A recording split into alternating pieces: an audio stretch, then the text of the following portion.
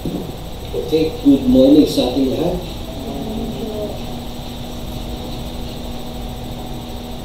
So today is okay, 18th. 18th, diba? May 18 na. And ilang araw na lang, Pasko na. Nakapot sa Christmas ulit. So time is quickly passing by. Maraming nangyayari sa mundo. Tapos na ang eleksyon. At may mga bagong hinirang na mamumuno sa ating bansa. Not technically mamumuno, pero nag-lead sila ng mga kanya-kanyang sektor nila. Praise the Lord. Hindi nanalo yung mga bubudot. We need to choose wisely. Amen? Kung Kristiyano ka, dapat marunong kang gumamit ng wisdom. Amen? Yes. So today, this morning, ay magpatuloy tayo sa ating pagkakatanggap ng magandang balita, no? Nung ating saksihan kung ano ang ginawa ni Kristo bilang ating Panginoon, tagapagligtas, kung paano niya tayo iniligtas, okay?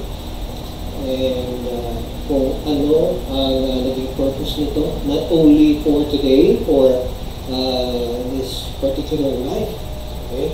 He has done something for us to bring even to eternal life, okay? To the next life. Kaya napaka-inam na maintindihan natin itong magandang balita. Bakit naging maganda ang magandang balita? Ngayon ang magandang katanungan sa atin. How is the good news good? How can we say that the good news is good? Any idea? Kasi kailangan maging basic sa atin ito bilang mga Kristiyano. Kailangan maintindihan natin bakit mabuti ang mabuting balita. Bakit maganda ang magandang balita? Any idea?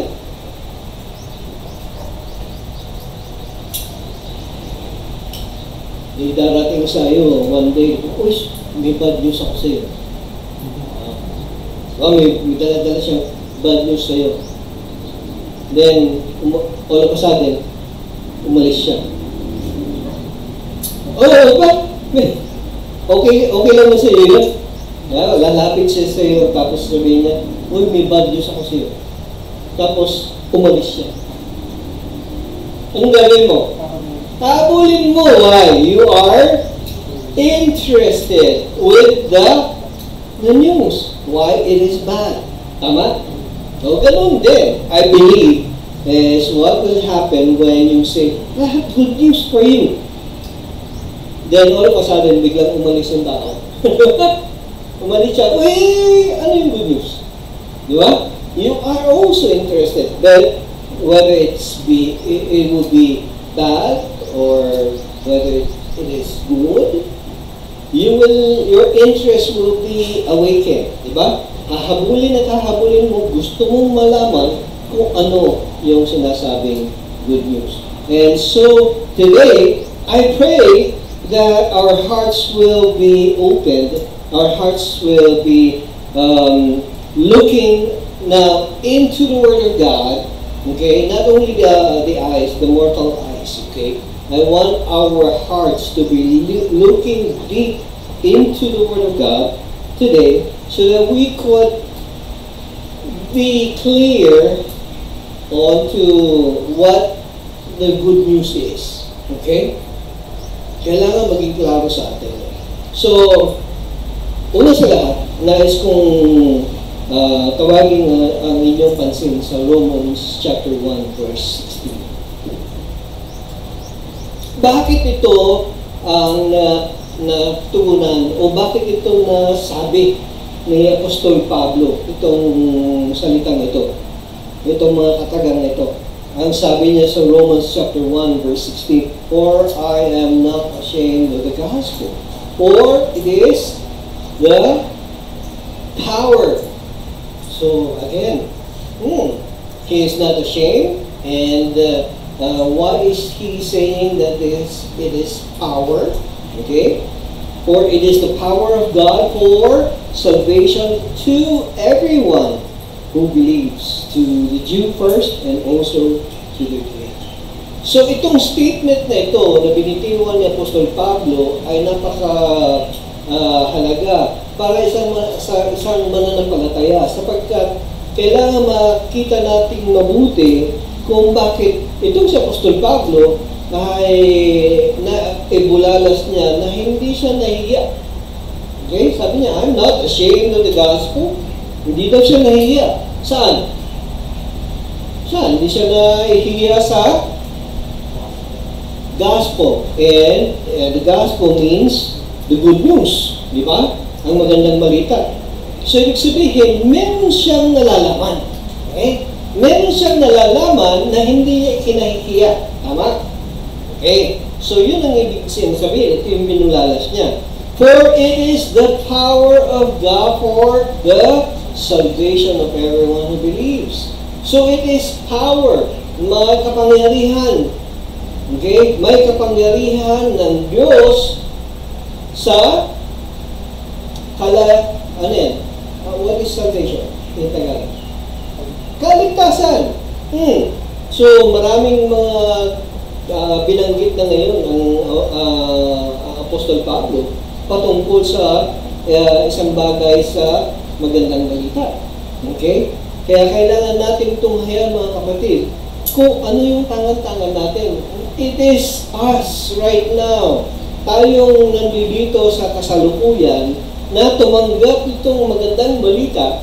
Dala natin na, di ba? Dala-dala na natin yung magandang balita. Ano ang ginagawa natin sa magandang balita? Why do you have, in the first place, why do you have the good news with you? Huh?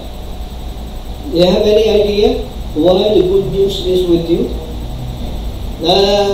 Natunghayan ninyo kanina yung naalala niyo yung Proverbs chapter 3 kanina, yung ating binasa. If I may direct your attention to the verse 19 again. Ano sabi sa verse 19? For it is with wisdom, diba, that God has created. Okay? So, ibig sabihin, with purpose. God has a purpose in creating the universe, the whole universe, and everything that is in the universe. Okay? May purpose. Ano ang ibig sabihin ng purpose? Sa Tagalog. Tagalogin lang natin yung word na purpose. Katungkulan, what else? Pagka ginamit natin sa Tagalog o sa sentence, anong katungkulan mo sa buhay? Ano ba yung ibig sabihin niya? What is your purpose in life? Okay. Tagalogin natin yung buong sentence. Ano ang... Okay. Magandang pag-aralan natin yung word na purpose. What does it mean for us? Kasi kailangan maintindihan natin ito. Dahil unang-una sa lahat, hindi tayo Amerikano. Amen? Hindi natin first language ang English. Okay? Kaya kailangan maintindihan natin kung ano ang ibig sabihin nito sa ating wika. Okay. So, ano ang ibig sabihin? Ano ang word na purpose sa Tagalog? Sa wika Tagalog? Yun. Ano ang layunin? Ano ang layunin? Ano ang layunin natin bilang isang tao? Okay? Ano ang layunin ng Diyos? What was the purpose of God in creating you and me? Ano ang layunin ng Diyos kung bakit tayo ay nilalang? Ha? Napakagandang sa wika natin, sa wikang Tagalog. Kaya kailangan maintindihan natin ito upang sa ganon, when we go back to Romans chapter 1 verse 16, we would know the purpose of this passage in us, tayong mga nakakakilala kay Kristo bilang Panginoon at Tagapagligtas. Amen? Dahil kung hindi natin maisa sa katuparan ang layunin ng Diyos sa ating buhay. Amen? So ito yung kailangan nating baybayin.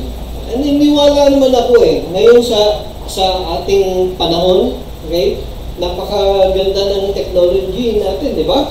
Very, very timely. And I believe right now, that none of us would like to live in the 18th century. No one wants to live in the 18th century. Or even in the 19th century, where technology is so far, far away. Di ba? Sinong nakasubok na dito na nag-send ng telegram? Mukhang si Lolo, ako, nakasubok ng telegrama. Okay? Why? Because of technology right now, we have a lot of things, ways in passing on news or messages. Tama? Yan ang sabi niya dito, yung technology natin, it has widened so vastly.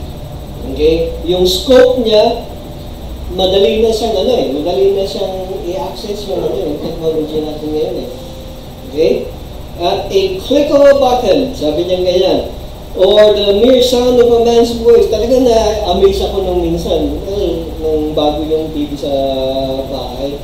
Tapos biglang itong si Nico nagsalita doon sa clicker. Nagsalita doon sa clicker. Voice activated yung TV. Nice. Actually, nung bata kami, voice activated din ang mga TV namin noon. Okay? Raymond, pakilipat mo yung channel. Ganun lang din ba? Ano gagawin ko naman? Naman tumutol pa ako, di ba? Hindi pa kami battery operated noon. Walang kailangang battery. So ako naman, lalapit ako sa TV, nilipat ko yung channel. Voice activated. Hindi kami pahuhuli noong 1970s. Alright? Anyways, with both technology and information at his fingertips, man can now know and learn about anything. Di ba? You want to know how to fly a plane? Go to Google. Pwede kayo mag-Google, di ba? Google ka lang, mag-YouTube ka lang. YouTube mo lang yung kung paano how to fly a biplane. Alright. And how to paddle. Sasabihin din niya sa iyo. What is an actuator? Sasabihin din niya sa iyo. I mean, all information is there right in front of you. All you have to do is just type in the right words. Diba? Keywords lang naman ang kailangan mo i-type in, and then there you go. All you have to do is to read. Okay, meron nga natutong mag-build daw ng cabinet out of YouTube. Meron nga marunong magluto dahil sa YouTube, di ba? YouTube lang ng YouTube. Naging chef.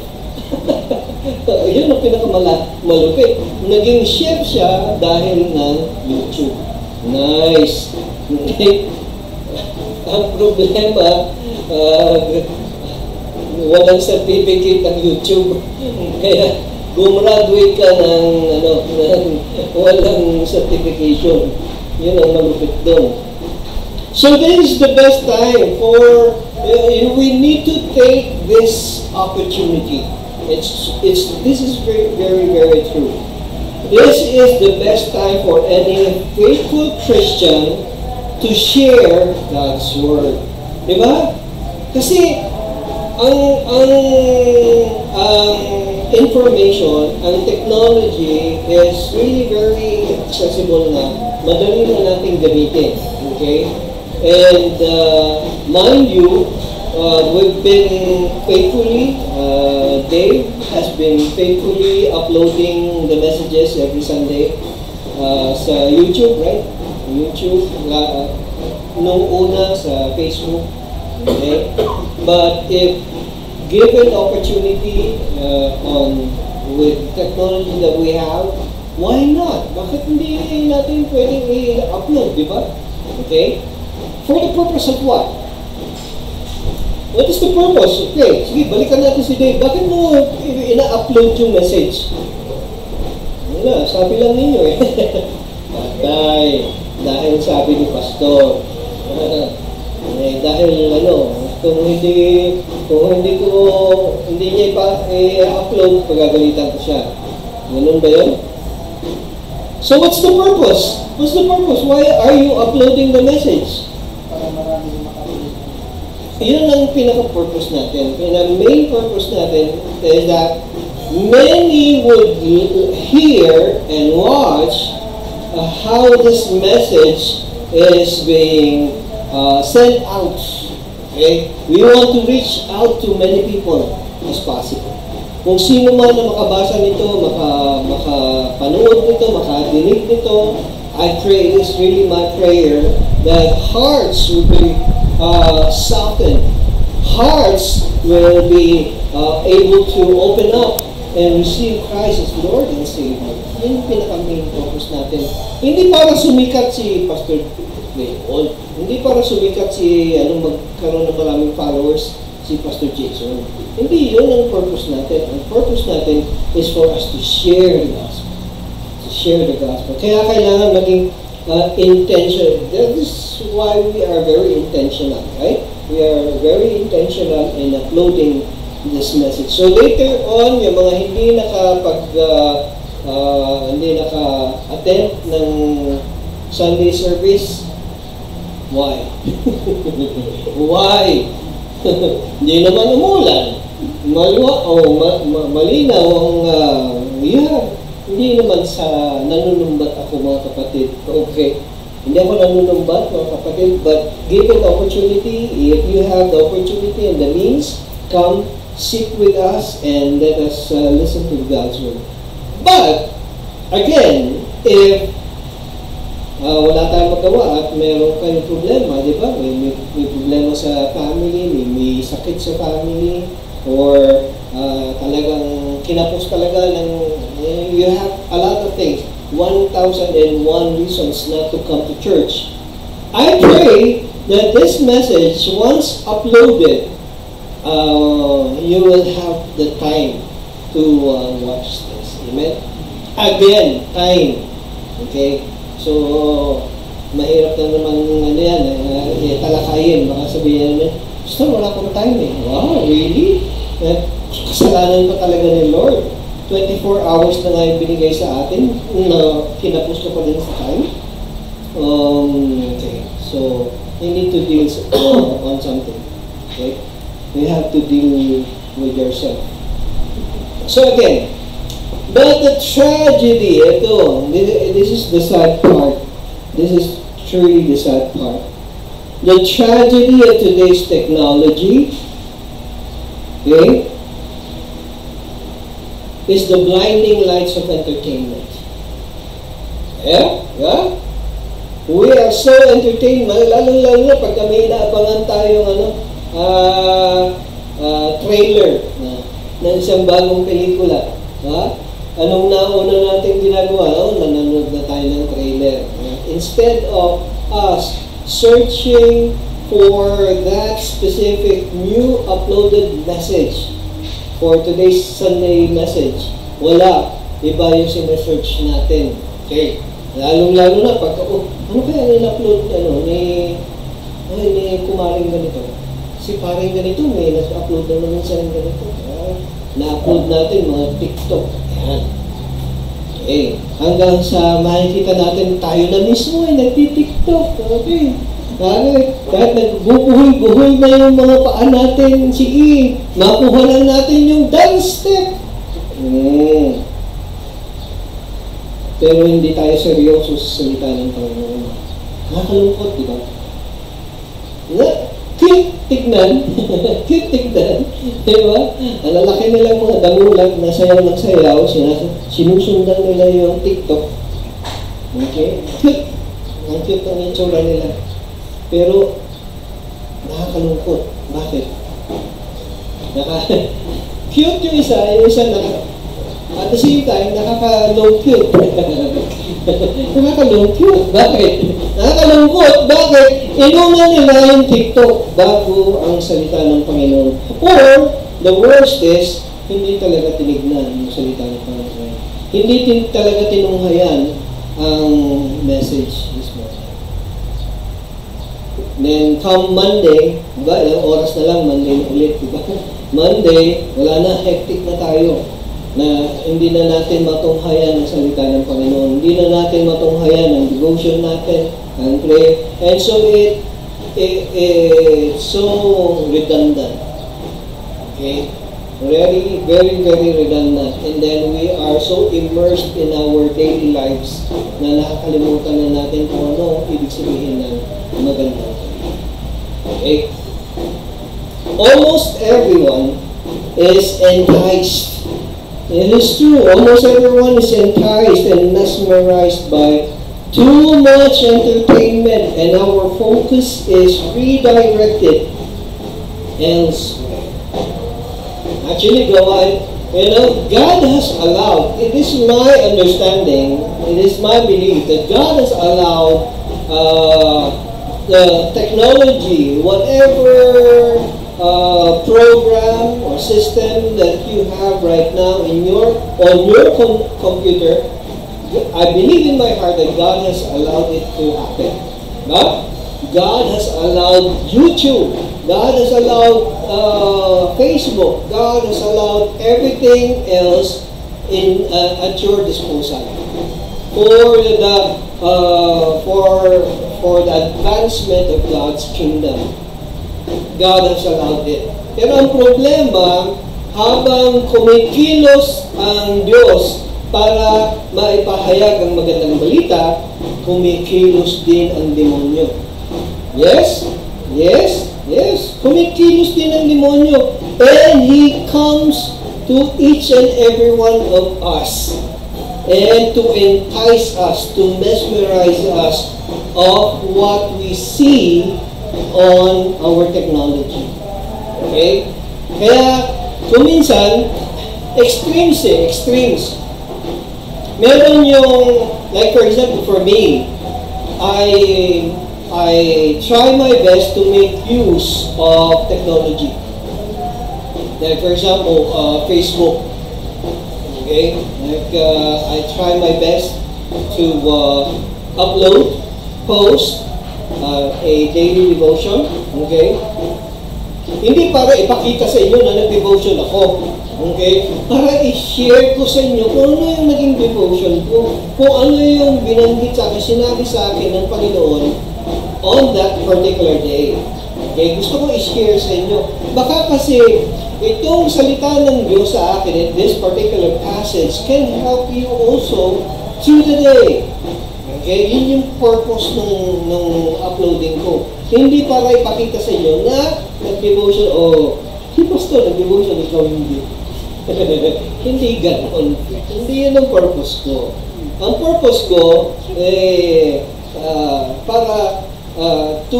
if I were blessed by God's word today, I want you also to be blessed. Yun ang purpose ko. Okay? Ang problema, may mga iba na, Facebook is the machinery of the devil. Okay? I will not see myself posting something on Facebook. It's the work of the devil. Yan yung extreme. to the point na ayaw nilang mag-Facebook, ayaw nilang gumamit ng technology, ayaw nilang gumamit ng kahit anong apps. Okay? No? So, anong ginagawa nila? Typewriter. Ang ginagamit nila hanggang Olympia. Ang gamit nila hanggang ngayon. Okay? There's nothing bad with that. Pero, you need to understand, make good use of what you have right now in terms of technology. Okay? All for the advancement of the kingdom of God. Gamitin natin for God's advancement, for God's kingdom's advancement. Okay? Hindi dahil sa technology. Meron mga the Amish people, Amish people, they have that view na everything that talks about technology is from the devil. So walang nagsiselfone sa kanila. Walang TV, walang electricity. They live in the 17th, 16th century. Okay? You can learn actually good from the Amish people. Kasi marami silang mga technology naman or techniques na pwedeng gamitin right now. Pero hindi ganun ang buhay natin. Since we are here right now, making use of technology, make good use of this technology for God's purpose. Amen? For God's purpose. Okay? Kasi kung hindi, ang mangyayari sa atin, hindi uusad talaga ang salita ng Panginoon sa, o kung uusad man, usad pa doon. Okay? So Christians are caught in the same labyrinth of information and sometimes misinformation. We are not spared actually. Tayong mga Kristiyano, we are not spared. Why? Because we Christians are also exposed to the same enticement that the world faces. Ang nakakalungkot dito, marami rin sa ating mga Kristiyano, sa ating mga believers, that we are so much caught up with the lies that technology has brought into this world. Okay? Kaya kailangan maging aware din tayo rito. We have somehow lost the ability to make use of technology. I mean believers, okay, the believers, we have somehow lost the ability to make use of technology to our advantage. The gospel's advantage. Kaya kailangan tumingin tayo sa advantage ng gospel, okay? Why? Parang ganun ang view natin dapat. Okay? So, like for example, why do I have this kind of business? Okay? Magandang tanong yun, di ba? Bakit kaya ako binigyan ni Lord ng ganitong business? Para yumaman. Oh, really? Para yumaman na? Bakit kaya ako binigyan ni Lord ng ganitong trabaho? Baka para makatravel ako. Is that it? Is that the chief end or the purpose, the main purpose of what you have right now? I believe in my heart that the purpose of God for you having that business or that work or that career is for what? For God's glory. For God's glory. That His word will be used all for the glory of His name. Yun ang purpose nun. Hindi dahil sa, talagang, ito yung narinig ko kung minsan, talagang nalab ako ni Lord. Bigyan ako ng ganitong negosyo, ganitong trabaho. Binigyan naman ako ni Lord ng ganitong pera. Nagdalalag talaga ako. Paano kung hindi ka binigyan? Hindi ka pa rin dalag ni Lord? There you go. So, akala natin, ito yung misconception, ito yung problema ng marami. Feeling nila, pagka meron kang blessing, pagka meron kang natanggap na blessing, love ka ni Lord. Pagka wala yung blessing, hindi ka love ni Lord. Okay? Hindi ganun ang ibig sabihin ng blessing. Okay? The main purpose, and this is my belief, okay? Na the main purpose of God giving you that blessing is what? For His glory. So that, nakatanggap ka ng pera, di ba? Talagang nagdalawa ko nila, no? Ang dami kong pera. Okay, talagang, gusto niya akong bumili ng bagong sapatos. Gusto niya ako talagang bumili ng bagong laptop. Pero bago yung laptop mo eh. Bago yung sapatos mo. Gusto niya akong bumili talaga ng bagong damit. Okay, bumili ka naman ng damit. Tapos one day, pag wala ka na daw maisuot, binuksan niya yung cabinet niya, ang dami daw, wala akong maisuot. Sabi niya, ganyan. Masarap kutusan, ang dami niyang damit na nakahanger, pero wala pa rin daw siya maisuot. Okay? So, the blessings that you receive is not just for you to, squander around. God has given that blessing for you, for the purpose of giving glory to His name. How? By you knowing the good news. What will you do with the good news? You share the good news through the blessing that you have. Amen? Yan ang purpose nun, mga kapatid. Kaya kailangan we make use of all advantages. We make use of everything that we have, not just the technology of, having a Facebook account or YouTube or everything else. Hindi. Lahat ng bagay na matatanggap natin, lahat ng bagay na nasa ating disposal has the meaning of glorifying God. Okay? It has the meaning of glorifying God. So we must bring back, ito, ang main purpose nitong ating pag-aaral ngayon, to bring back the confidence and candidness of sharing the gospel to everyone. Okay? Hindi lang confidence. Okay? Hindi lang yung confident ka na mag-share ng gospel, but at the same time, you are candid. What do you mean by candid? Okay? You are so very often. Parang mali yata yung aking pronunciation. You are so very open. Open pala, open. I misplaced the F and the P. Okay? You ought to be very open to everyone. Wala kang sinisino, wala kang tinatangi. When you share the gospel, hindi ka namimili. That is what it means by candidness. Okay?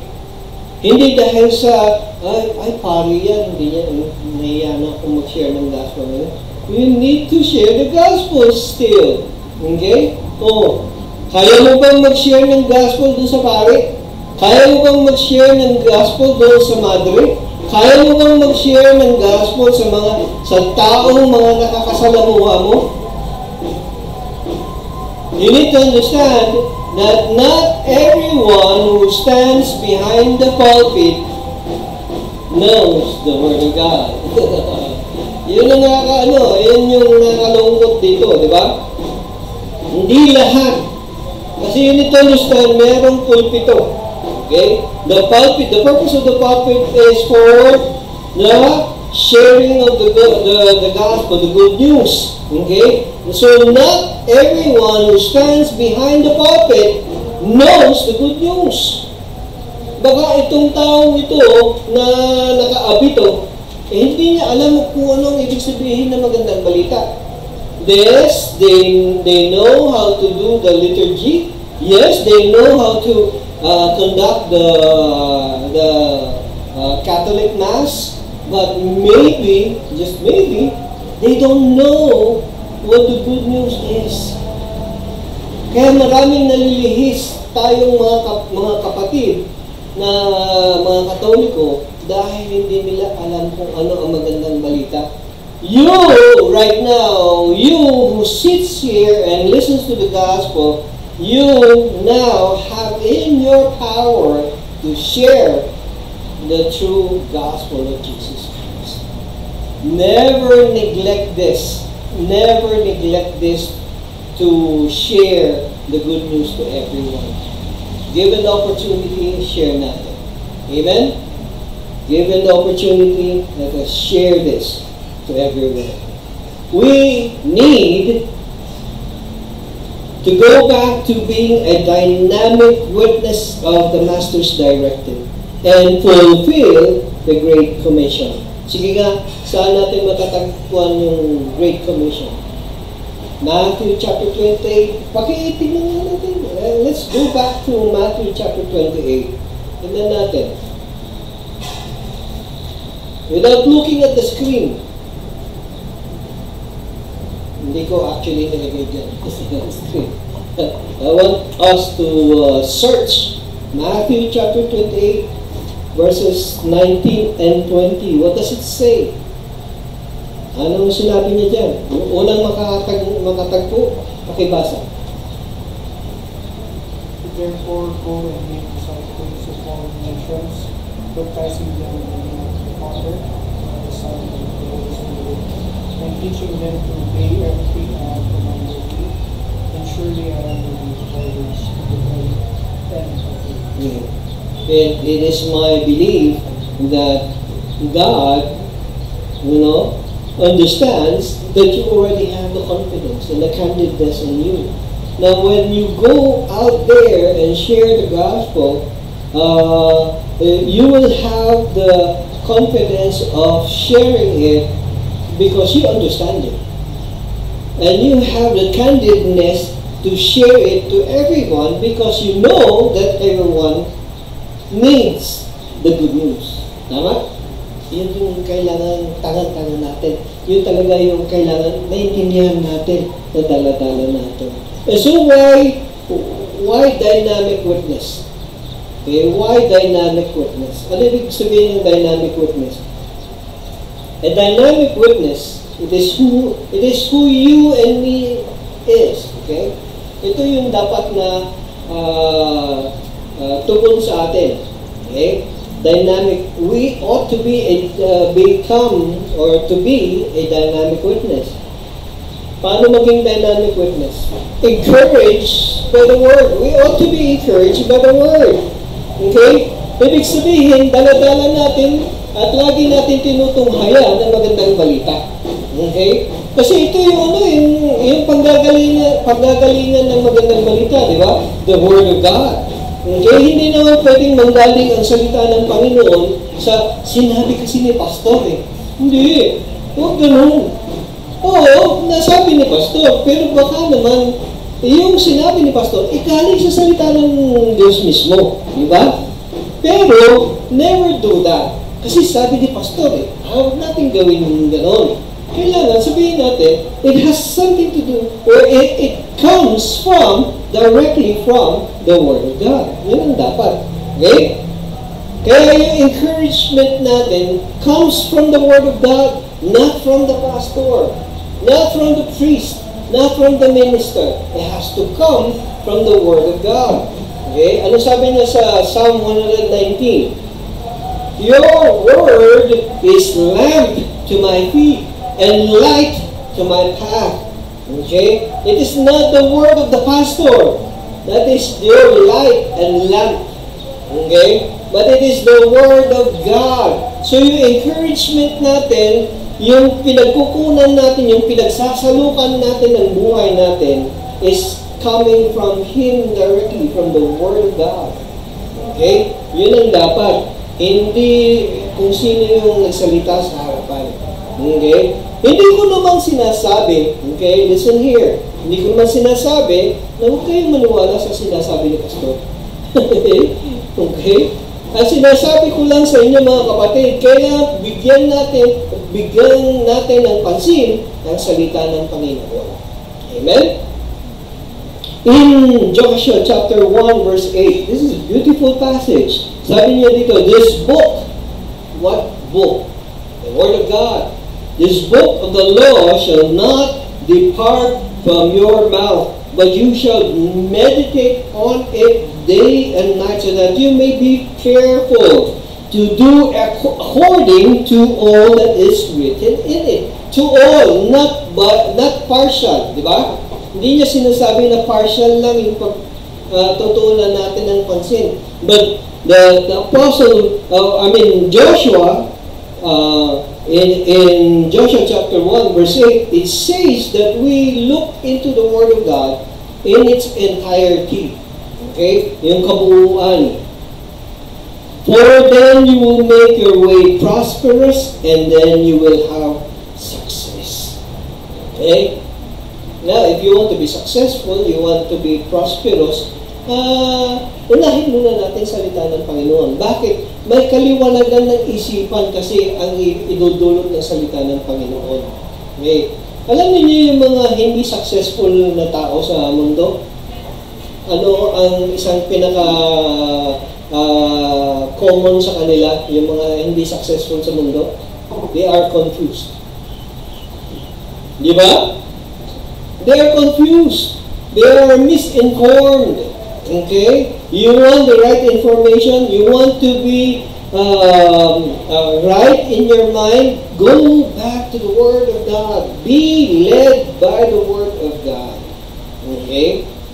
Hindi dahil sa, sige nga, sabi ni Pastor, basahin ko na, pagka binasa ko ito, magiging milyonaryo ako.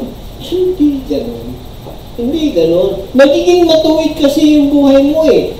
Pagka binasa mo at isinapuso mo, sinabuhay mo ang salita ng Panginoon, what will happen to your life? Your life will straighten up, di ba? Maitutuwid ang buhay mo na baluktot. Bakit naging baluktot ang buhay mo in the first place? You have been living your life the wrong way. Kaya nga, gumawi tayo, bigyan natin ng tugon ng salita ng Panginoon. Okay? At itong salita ng Panginoon, ang gawin nating hustong daan. Okay? Nang sa gayon, ang buhay natin ay maging matuwid. Yan ang ibig sabihin nun, mga kapatid. Draw boldness and blessing from God's Word. Okay? Draw boldness and blessing. You can be bold in your life in talking about what is right and what is wrong. Okay? Kasi, alam mo kung ano yung sinasabi ng salita ng Panginoon, di ba? Nabasa mo kanina lang, di ba? Nabasa lang natin kanina. It is about wisdom. And we talked about it. We learned about wisdom. What do? We live according to God's wisdom. Okay? So, may boldness ka ngayon kasi kinonfirm ng salita ng Panginoon, di ba? Kinonfirm. Binasa mo eh. Binasa mo, naintindihan mo, and God has confirmed that you ought to live by God's wisdom. So, ipamuhay na natin ang God's wisdom sa buhay natin. So, meron ka ngayong boldness. Okay? Meron ka ngayong boldness wherein you can also become a blessing to others. How can you become a blessing to others? Kasi naintindihan mo yung tama, di ba? Naintindihan mo yung tama, anong gagawin mo? Pwede mo ituro ito sa iba. So, in the process, you became a blessing. Ang mga taong hindi makapagturo ng tama, hindi blessing ang binibigay nila sa kapwa nila. First. Tama? Yan. Kasi, kabuktutan yung ginagawa nila eh. Kabuktutan yung kanilang itinuturo sa kapwa nila. So, anong mangyayari? It is like the blind leading the blind. Bulag ka, di ba? Wala ka pang baston. So, anong mangyayari? Kung ikaw ay nahulog at meron kang ginagabayan na bulag din, lahat kayo mahulog sa butas. Mapapahamak kayo. So, ito ang kagandahan nito. Okay? Encouraged by God's Word. Pangalawa, equipped in the Word. Equipped. Okay? Equipped in such a way that your brain and your heart are talking and united, and they are both one already in terms of understanding in God's Word. Nagkakaugnayan yung utak natin, yung puso natin patungkol sa salita ng Panginoon. Yun ang nais nating makita. Kaya kailangan nating maging equipped sa salita ng Panginoon. When we are equipped in the Word of God, then we become a dynamic witness. Let's go to 2 Timothy chapter 3. 2 16 and 17, all Scripture, look at that passage. All Scripture is inspired by God and profitable for teaching, for reproof, for correction, for training in righteousness, so that the man of God may be adequate, equipped for every good work. Okay? So, ibig sabihin, kung ikaw ay nananalig, ikaw ay naniniwala, at ipinanindigan mo ang salita ng Diyos, anong pwede mong gawin? You can use the Word of God in training, in equipping other people. Okay? The right way or the godly way. Yan ang gustong mangyari sa atin, actually, ng ating Panginoon. In Hebrews chapter 4, verse 12, says there, for the Word of God is living. Buhay. Okay? For the Word of God is living and active and sharper than any two-edged sword, and piercing as far as the division of soul and spirit, of both joints and marrow, and able to judge the thoughts and intentions of the heart. Okay? So, ibig sabihin, very effective ang salita ng Panginoon. It is not just going to pierce your brain. It is also going to pierce into your heart and into your soul. And it will change you from the inside out. Okay? Kaya mainam na ginagamit natin at tinutunghayan natin, binabalik-balikan natin ang salita ng Panginoon. Upang sa ganun, maging karapat-dapat tayong tagapamahayag ng salita ng Diyos. Amen? So, develop agility and adeptness in God's Word. Hindi lang yung ngayon. Kung ano yung sinabi ni Pastor, kung ano yung narinig mo dito, Sunday service, ito na yung pagkain mo the whole week. No. On your own, you can do your devotion. Okay? Kumain ka rin na sarili mong yung tinanggap mula sa Diyos. Alam niyo itong tinatanggap nyo ngayon? Second hand na lang. Kasi ako unang-unang tumikim. Amen? Ako yung unang-unang tumikim. I received the message from God. I nourished myself with it. I took it inside of me. Now I am sharing it with you. Now I pray that you will do the same thing. Tomorrow, Monday morning, before you even start the day, pagkising mo, you go to your Bible. You go to the Word of God and start your day right. Start your day right. Okay? Para nang sa ganun, ngayon, umaga pa lamang, ay pinangungunahan ka na ng Banal na Espiritu. Amen? Ibig bang sabihin nun, Pastor, pagka gano'n ang mangyayari, hindi na ako pinangungunahan ng pagka nalita kong mag-devotion? Hindi. Ang ibig kong sabihin doon, pagka inuna mo ang mga bagay na concerning ng buhay mo before the Word of God, what happens? Preoccupied na yung brain mo, di ba? Preoccupied na yung brain mo, yung heart mo, ng mga makamundong bagay o yung mga makasariling bagay. Okay? Hindi mo nauunahin, kahit na ilang beses nang mangusap sa iyo ang Banal na Espiritu, hindi mo pakikinggan bibihira mo pakinggan ang Banal na Espiritu. Inuna mo kasi yung ibang bagay. Kaya, ang ibig kong sabihin mo, when you do your devotion early in the morning so that meron na kayong pagdiniig ng Banal na Espiritu may pagkakaisa na kayo ng Holy Spirit. Because magkaisa na kayo ng Holy Spirit, anong mangyayari? Kung ano yung sasabihin ng Holy Spirit, susunod at susunod ka Nag-usap na kayong dalawa Pero pagka inuna mo yung mga ibang bagay sa mundo, maniwala kayo sa akin, unahin ninyo ang mundo. Okay? So, develop being a dynamic witness to the Word of God, develop agility and adeptness in God's Word. May mga times na di ba? Talagang gusto kong share ng magandang balita yung ka-work ko, yung kakilala ko, yung kaibigan ko. Hindi ko magawa Hindi mo magawa, bakit? Inuna mo kasi ibang bagay. Unahin mo salita ng Panginoon. Unahin mo, yun yung dapat na grasa, kumbaga. Yun yung unang gawin mo. Lagay mo muna ng grasa para nang sa gano'n maging smooth yung takbo niya.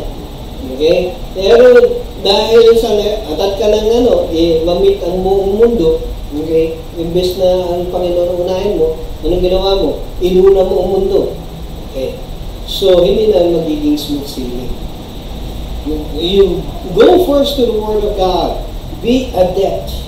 Be agile in the Word of God. Ibig sabihin, alam mo, meron ka nang dadalhin, meron ka na i-share doon sa kaibigan mo. And from there, you can now start sharing the gospel. Okay? The third one sa yung una, encouraged by the Word. Pangalawa, equipped in the Word. And yung pangatlo, engaged in the Word. Engaged ka dapat sa salita ng Panginoon. Hindi ka lang engaged ngayon sa Word. O what do you mean by engaged? What do you mean by engaged in layman's term? In your own words, what do you mean by engaged? Any idea? Ang ibig sabihin ng engage ka, hands-on ka na. Di ba? Hands-on ka doon sa salita ng Panginoon. When you say hands-on, ibig sabihin, ikaw mismo, engage ka doon sa binasa mo, binasa mo, alam mo kung saan libro mo nakita, alam mo kung anong sinabi sa iyo, alam mo kung sino yung salita. Yun ang ibig sabihin na engage in the Word of God. Kasi when you talk about being hands-on, being engaged, ikaw mismo, meron na nadidevelop na katanungan sa iyo, di ba? Bakit kaya sinabi ni Apostol Pablo ito? Okay? O bakit kaya ganun ang sinabi ni Jesus Christ? O bakit ganun yung utos? O bakit masama yung gawin ito? Sabi niya ganyan. Diba may mga bagay na may nababasa tayo na there are times na mahirap intindihin, di ba? Okay? So, nagtatanong tayo.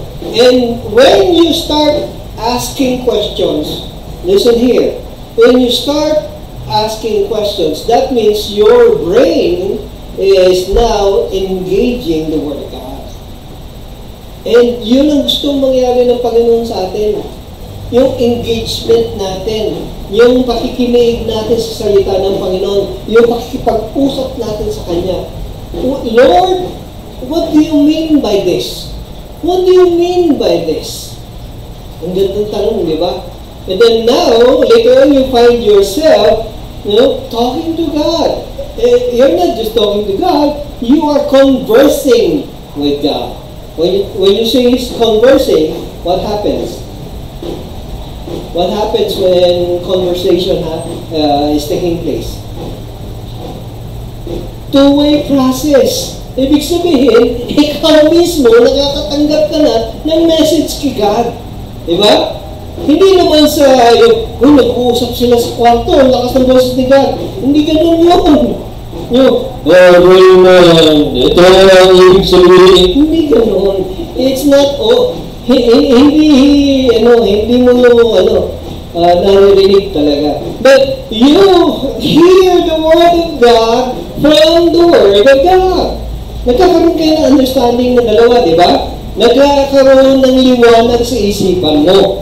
Kung ano yung nabasa mo, what does this mean? Nagtatanong ka, di ba? So, ibig sabihin, nagkakaroon na kayo ng conversation. Yun ang ibig sabihin nun. Okay? Huwag namang masyadong mataas yung pangarap natin na I want to hear from God. I want to really hear the voice of God. Baka you cannot take it if you hear the Word of God, hear the voice of God mismo. Okay? So be very careful with your wish. Okay? Kasi ito na kaya nga Word The Word of God has its own voice. You listen to the voice of God through His Word. Amen? So engage in the Word. In 2 Timothy chapter 4, verse 2, ano sabi niya? Preach the word, but be ready in season and out of season. Reprove, rebuke, exhort with great patience and instruction. Hindi natin magagawa ito. We cannot preach the Word of God if you are not engaged in the Word of God. So, ibig sabihin, we need to engage in the Word of God. Hindi yung kung ano yung nabasa mo, ay, ito na ipipreach ko. And Judas hanged himself. Kailangan maintindihan natin yun. That's still the Word of God. Pero ano ibig sabihin nun? Diba? Kaya kailangan natin tunghayan, kailangan natin basahin, kailangan natin intindihin. What is the background? What is the what it is saying to us? Okay? In Romans chapter 10, verse 15, how will they preach? Then look at this. How will they preach unless they are sent? Just as it is written, how beautiful are the feet of those who bring good news of good things. Those who bring good news are those who are truly engaged in the Word of God. Mahirap itong gawin, mga kapatid. Yung ikaw ay hahayo at maghahayag ng magandang balita, if you yourself, you have not engaged the Word of God. So it is my joy to urge everyone, we need to engage in the Word of God. We need to work with the Word of God. This means that we need to discharge the commission and calling of God's Word. Kasi narinig natin, di ba? Narinig natin. If you are a true believer, listen here. If you are a true believer, the commission is yours. Amen? The commission is yours. And the calling is yours. It's not the calling of the pastor only. It is not the calling of the church leaders only. It is the calling of every believer to go out and share the gospel. Amen? Yun ang ibig sabihin ng for I am not ashamed of the gospel, for it is the power of God for the salvation of everyone who believes, first for the Jew, then to the Gentile, the Greek. Yun ang ibig sabihin nun, mga kapatid, na kailangan matunghayan din natin. This power that we have found is for us to use. Amen? So there you go, a dynamic witness of God's Word is encouraged by the Word, he is equipped in the Word, and he is also engaged in the Word. Hindi panakalaka lamang. Kumbaga parang paambon-ambon lang yung engagement natin, yung pag-aaral natin ng salita ng Panginoon. Hindi. Parang itong, parang river. It is like a river, a rushing river, flowing hard. Okay? Tuloy-tuloy yung tubig. Walang puknat, walang hinto. And when we receive the message of God, when we receive the commandment of God, when we receive a direction from God, it is simultaneous, it is overflowing, and it is redirecting people's lives, even your life. Amen? Yun ang ibig sabihin. That is the dynamo, the dynamics. I would like to end today's message with this. The gospel of God's display of power to save anyone who will believe and receive it. It is the display of God. You need to understand that the Word of God is power. We must not deny ourselves the privilege of bringing the power of the gospel to everyone. It is like you have the power already in you.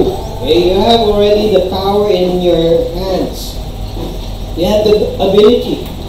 Being a believer, being a follower of Jesus Christ, you are given the power. Now, to not give the gospel, not to share the gospel, is like denying yourself of that privilege. Okay? Parang pinagdadamutan mo ang iyong sarili sa maibibigay ng magandang balita. That is a blessing actually. A blessing is when you share the gospel to a person and that person receives Christ as Lord and Savior and his life is changed. Okay? That is a crown for you. That is a crown for you. And you have denied yourself by not sharing the gospel to him or to her. Huwag nating i-deny yun. Amen? Let us pray. Father in heaven, it is with humbleness that we come before you. It is truly an awesome power that the gospel is giving to each and everyone who would believe and receive. And many have denied themselves of this power because they have not truly believed in your word. I pray, Father, I pray, awaken our hearts and lead us to look into your word once again, to be alive once again in your word, and that we can not just receive, but live by the power of the gospel. I know, God, that you have given us the opportunity to meet people every day, every hour. We meet people who are